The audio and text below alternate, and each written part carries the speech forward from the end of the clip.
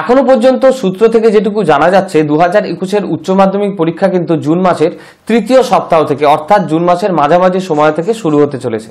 তাই এখনো যারা মনে করছো যে 2021-এর উচ্চ মাধ্যমিক পরীক্ষা হবে না বা হলে সেটা অনলাইনে হবে বা বাড়িতে বসে হবে, আমি তাদেরকে নিশ্চিতভাবে বলতে পারি এই ধারণা কিন্তু ভুল।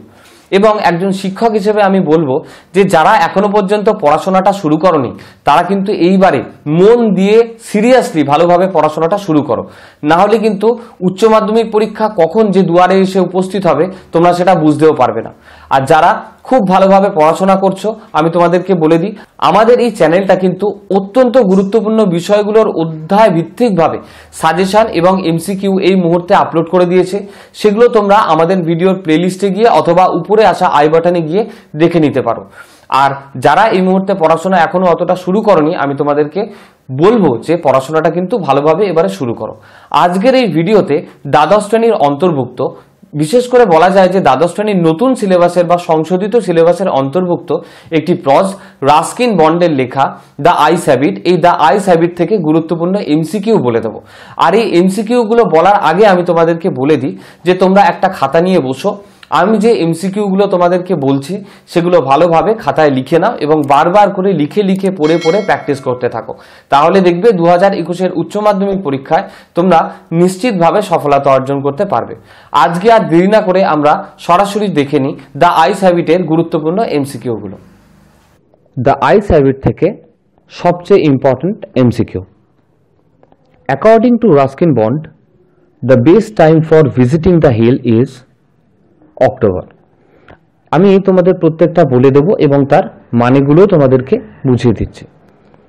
এই প্রশ্নটার মানে হচ্ছে রাস্কিন বন্ডের মতে পাহাড়ে যাওয়ার সবচেয়ে ভালো সময় হলো, সঠিক উত্তরটি হলো October. At which station did the blind girl gate into the train? অন্ধ মেয়েটি কোন স্টেশন থেকে ট্রেনে উঠেছিল? The correct answer is Ruhana station. What were the eyes of the narrator in the Ice Habit sensitive to? The Ice Habit এই গল্পটিতে যিনি বর্ণনাকার তার চোখ কোন বিষয়ে সংবেদনশীল ছিল? The right answer is only to light and darkness, শুধুমাত্র আলো এবং অন্ধকারে। Where was the girl in the story The Ice Habit getting off? The ice habit এই ছোট গল্পের মেয়েটি কোন স্টেশনে নেমে যেত? The right answer is at Saharanpur, Saharanpur স্টেশনে। From Dehra Ruskin Bond was going, Dehra থেকে রাস্কিন বন্ড কোথায় যাচ্ছিলেন? To Mussoorie. The blind girl said that she loved the, অন্ধ মেয়েটি বলল যে সে ভালোবাসে। The right answer is hills. The girl's voice had the sparkle of, মেয়েটির গলায় একটি ছন্দ ছিল। কিসের ছন্দ? এ মাউন্টেন স্ট্রিম, একটা পাহাড়ি ছোট নদী বা পাহাড়ি ঝর্ণার মতো ছন্দ ছিল। The girl was startled when the narrator first spoke to her because, মেয়েটি চমকে গিয়েছিল যখন কথক প্রথম তার সাথে কথা বলে, কারণ the right answer is she did not know that there was another person in the compartment. সে জানতো না যে সেই ট্রেন কম্পার্টমেন্টটিতে আরও একজন ব্যক্তি রয়েছে। Next question. The narrator had the compartment to himself up to, বর্ণনাকারের ট্রেনের কম্পার্টমেন্টটিতে বর্ণনাকার বা কথক একাই ছিলেন কত পর্যন্ত? The right answer is Rohana. According to the narrator few girls can, বর্ণনাকার বা কথকের মতে কিছু মেয়ে পারে কি করতে? Right answer is resist flattery, তোষামতকে প্রতিহত করতে। The couple who saw her off were probably, যে কাপলটি মেয়েটিকে বিদায় জানাতে এসেছিল তারা ছিল সম্ভবত হার পেরেন্টস, অর্থাৎ তার পিতামাতা। Who would receive the blind girl at Saharanpur, Saharanpur স্টেশনে সেই অন্ধ মেয়েটিকে নেওয়ার জন্য কার আসার কথা ছিল?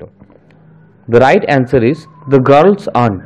সেই মেয়েটির যে আন্ট ছিল। এখানে দেখো এই ছোট গল্প অনুসারে আমরা বুঝতে পারছি যে এখানে মেয়েটির আন্ট বলতে মাসিকে বুঝিয়েছে, কিন্তু আন্ট এই কথাটা কিন্তু মাসি, পিসি, কাকিমা, জেঠিমা সবাইকেই ইংরেজিতে বলা হয় আন্ট।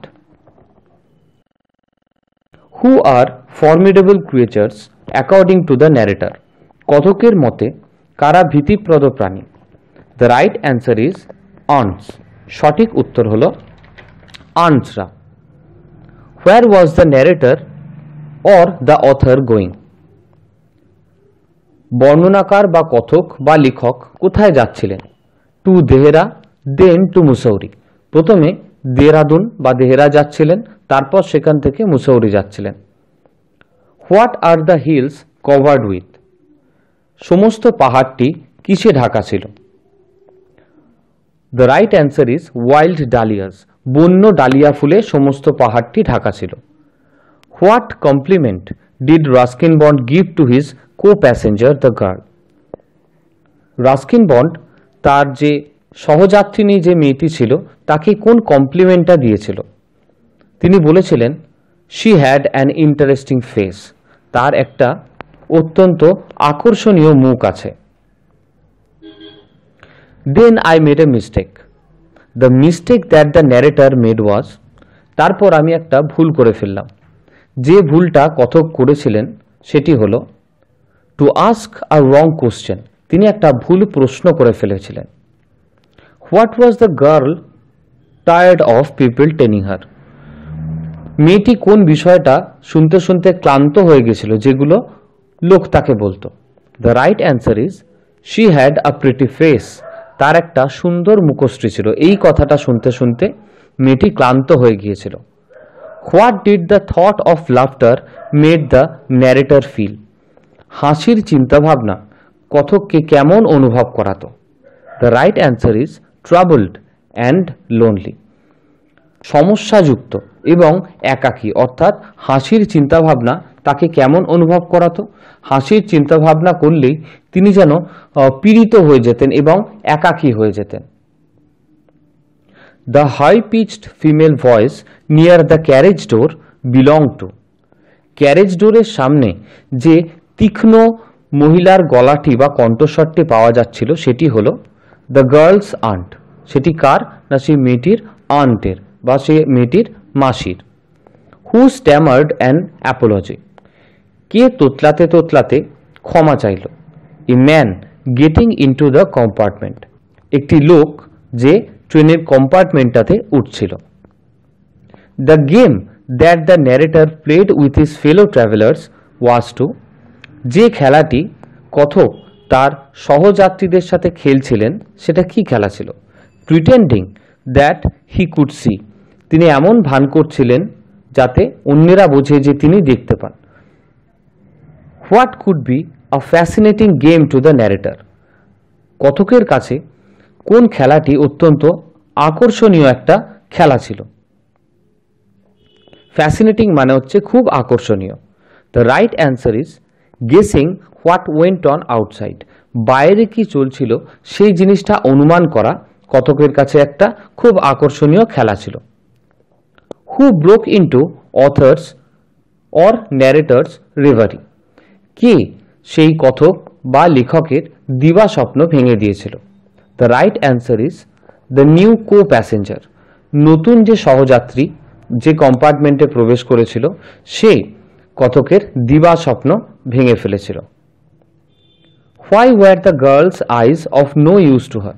কেন মেয়েটির সেই চোখ দুটো তার কোনো ব্যবহারেরই ছিল না? বিকজ, কারণ শি ওয়াজ কমপ্লিটলি ব্লাইন্ড। কারণ সেই মেয়েটি সম্পূর্ণরূপে অন্ধ ছিল। আজকে যে কটা এমসিকিউ আমি তোমাদেরকে দিলাম সেই এমসিকিউ গুলো তোমরা খুব ভালোভাবে বাড়িতে পড়ে পড়ে লিখে লিখে প্র্যাকটিস করে নাও, কারণ এই এমসিকিউ গুলো থেকেই কিন্তু উচ্চ মাধ্যমিক পরীক্ষায় প্রশ্ন আসার সম্ভাবনা সবচেয়ে বেশি। কিন্তু তার আগে আমি সবাইকে বারবার যে কথাটা বলি, যে কোনো কিছু পড়ার আগে, যে কোনো সাবজেক্টের সাজেশন পড়ার আগে, যে কোনো সাবজেক্টের এমসিকিউ এর সাজেশন পড়ার আগে তোমাদের কিন্তু টেক্সট বইটা খুব ভালোভাবে খুঁটিয়ে খুঁটিয়ে পড়ে রাখতে হবে। তার কারণ টেক্সট বই যদি তোমরা পড়ে রাখো বা যারা টেক্সট বইটা খুব ভালোভাবে পড়ে রাখে তারা কিন্তু সেই বইয়ের যে কোনো জায়গা থেকে প্রশ্ন আসুক না কেন সেই প্রশ্নটা দেখে বিচলিত না হয়ে খুব ভালোভাবে উত্তরে দিয়ে আসতে পারে। তাই একজন শিক্ষক হিসেবে আমি তোমাদেরকে যেটা বলতে পারি সেটা হচ্ছে সাজেশন পরে শুধুমাত্র গুরুত্বপূর্ণ প্রশ্নগুলো করা পরে আগে যেটা করতে হবে সেটা হচ্ছে নিজেদের টেক্সট বইটাকে খুব ভালোভাবে পড়ে নিতে হবে। আজকের এই ভিডিওটা ভালো লেগে থাকলে তোমরা অবশ্যই লাইক করবে, বন্ধু বান্ধবদের সাথে প্রচুর শেয়ার করে দেবে আমার ভিডিওগুলোকে। আর চ্যানেলে যারা নতুন বা এখনো চ্যানেলটাকে সাবস্ক্রাইব করনি, এই রকমই গুরুত্বপূর্ণ ভিডিও পাওয়ার জন্য, শিক্ষামূলক নানা আপডেট পাওয়ার জন্য এবং নানা টিপস ও নোটস পাওয়ার জন্য আমাদের চ্যানেলটাকে কিন্তু অবশ্যই সাবস্ক্রাইব করে রাখবে। আজকের মতো এইটুকুই। তোমরা সুস্থ থাকো, ভালো থাকো আর অবশ্যই মন দিয়ে পড়াশোনাটা চালিয়ে যাও, কারণ পরীক্ষা কিন্তু খুব কাছে।